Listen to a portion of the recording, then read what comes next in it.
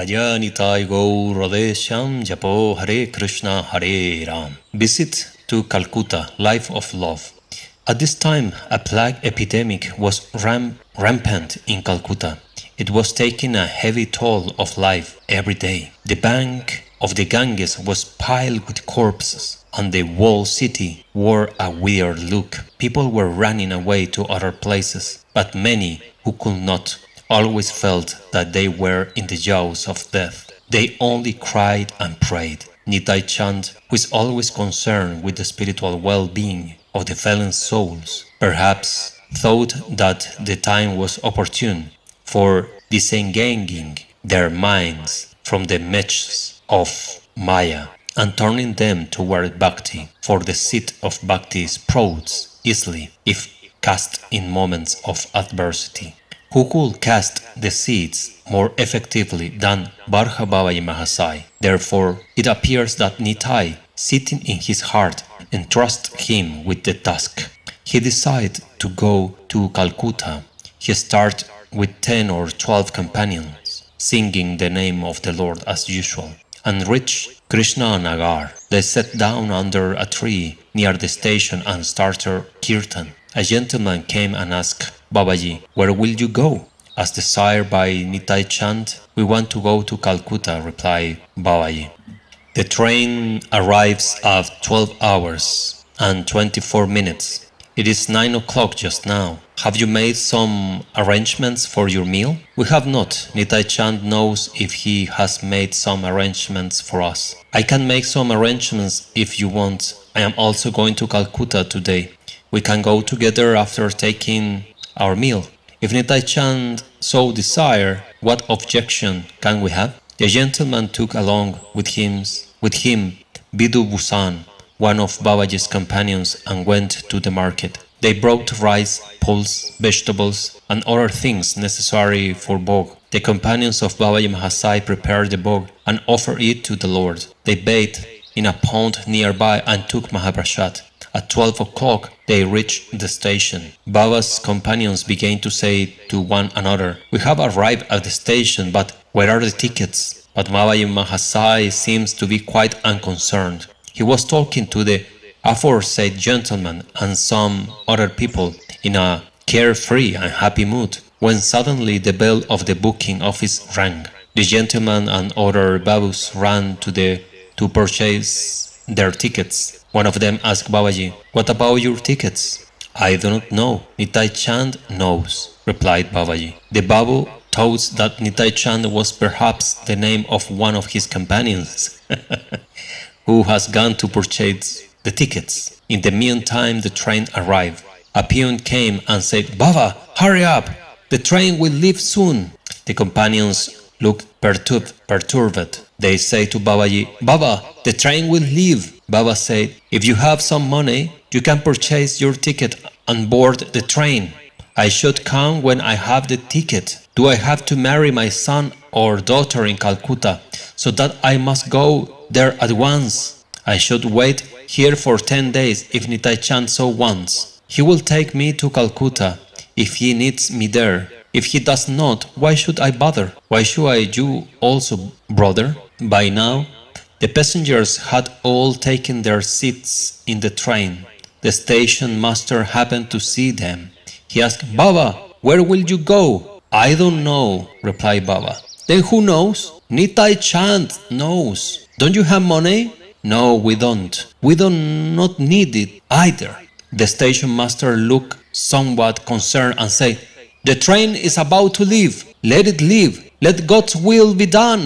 We shall go tomorrow or after 10 days, as He wills," said Babaji Mahasay, like one totally unconcerned. The station master was impressed by Baba's indifference and his total resignation to the will of the Lord. He looked at him with respect and amazement, then cast a glance upon his companions and went away. He returned after 2 minutes with tickets for everyone and saw them board the train and sit comfortable. Baba started chanting the name with call and kartals, and the train started moving as if it was waiting only for the signal of the name. Harinam. God is always bound by fate. He has himself said, I myself assume the responsibility of the well-being of my devotees, who depends entirely on me and think always of me and nothing else. Bhagavad Gita 9:22. The train reached Sealdah station at about 5 p.m.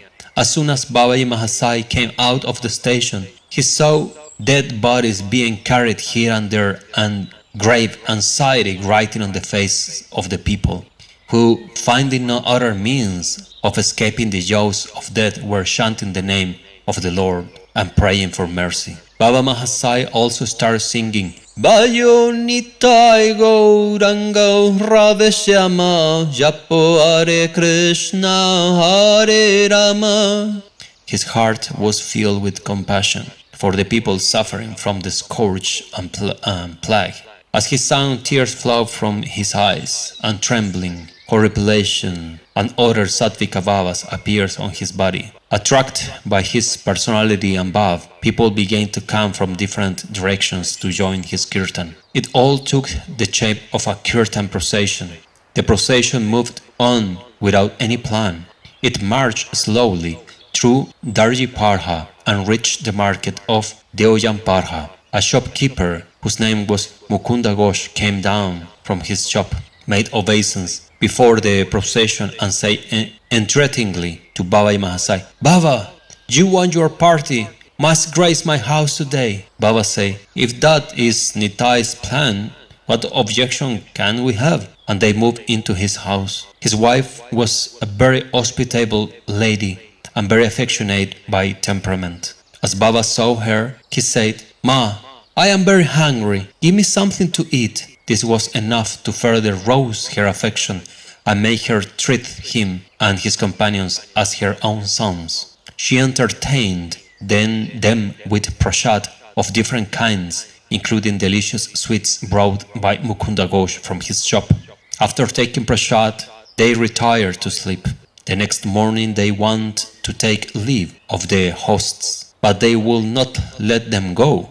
Mukunda said to Baba, your mother wants that you should stay with her and give her the opportunity of serving you so long as you stay in Calcutta. Baba Mahasay said, our mother's will must prevail, and they had to give up the idea of going away. It was decided that in the afternoon at about 4 p.m. they will go out for Nagara Kirtan, Kirtan in the streets. Actually, the correct word for doing Kirtan in the street is not Sankirtan. The real word or name is Nagara Kirtan. This is Kirtan on the streets. Mukunda Ghosh informed all the Kirtan parties in the neighborhood and threw them to other parties far and near. The party began to collect at Mukunda Ghosh's place well before time, and at 4 o'clock the Kirtan started. Babaji Mahasay was going ahead singing and dancing like one intoxicated. His companions and the other Kirtan parties sang and danced with him. The sound of hare accompanied the sound of numerous calls, mridangams, kartals rented the sky.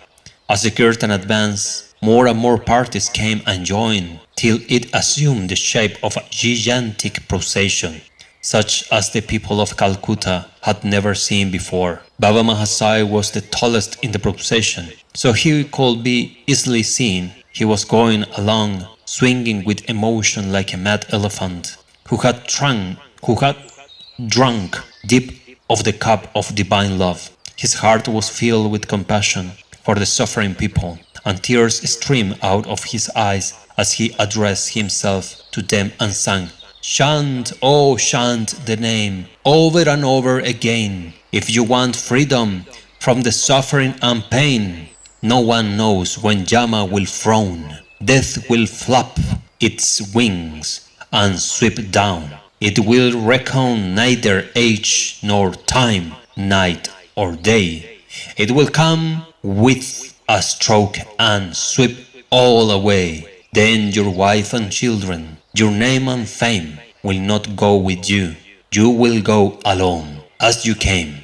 So chant, oh chant, over and over again. If you want freedom from suffering and pain, hare bol, hare bol, hare bol, hare bol. Thus, singing he embraced whomsoever he saw, whether Hindu, Muslim or Christian, and his magic touch made them also shout Hari Bol, Hari Bol, and dance and clap as they shouted. On reaching the crossing of Baghvasar, the procession paused and continued kirtan for a long time. Some lawyers returning from the court began to watch the scene from the roadside. One of them said, I have heard kirtan many times, but never one like this. This Babaji, it seems, is electrifying the hearts of the people by shouting Hari Bol. From his figure above, it appears that he is not an ordinary saint. The other lawyers totally confirmed what he said, but they did not have more time for comments. Babaji Mahasay proceeded toward them, dancing and singing with bhav, and embraced them one by one. He had no sooner embraced them than they themselves began to shout Hari Bol and dance, forgetting for the time being all about their self, their status, honor and dignity. Several Englishmen were also watching. One of them said, this saint does not seem to be an ordinary person. God will certainly respond to his prayer. He is praying not for himself, but for others. And he is praying with all his heart and soul. If he remains in Calcutta for some time, the plague is bound to be dispelled. The other said, yes, he seems very sincere. God will certainly attend to his call. At 10 p.m., Babaji Mahasay stopped the kirtan and returned to Ghosh's house. So they did kirtan for about 6 hours. Even there, many people followed him, the lawyers, the shopkeepers, the teachers, the students, the vendors and others. They forgot all about their home and their respective duties, tempted as they were by the opportunity of having a little more of soothing, alleviating and tranquilizing company of Baba Mahasay. He, whoever, asked them gently to go home and come again to join the kirtan the next day. Babaji Mahasay stayed in Mukunda Ghosh's house for a month. Every day he went for Nagara Kirtan to some new locality of Calcutta or its suburbs. The people of that locality were informed about it well in advance, and they made elaborate arrangements for his reception and the entertainment of his party and all those who participate in the Sankirtan. The locality of the township was beautifully decorated with mounting and gates, specially erected with bamboos and decorated with leaves. At intervals on the road through which the Kirtan procession had to pass. I want to do a little parenthesis on the reading because he used the word Nagara Kirtan, Kirtan and Sankirtan. This is very important to understand the difference of the words and how to use them in order to understand properly the Shastra when we are studying Chaitanya Chandramrita, Chaitanya Charitamrita, Chaitanya Bhagavata, etc.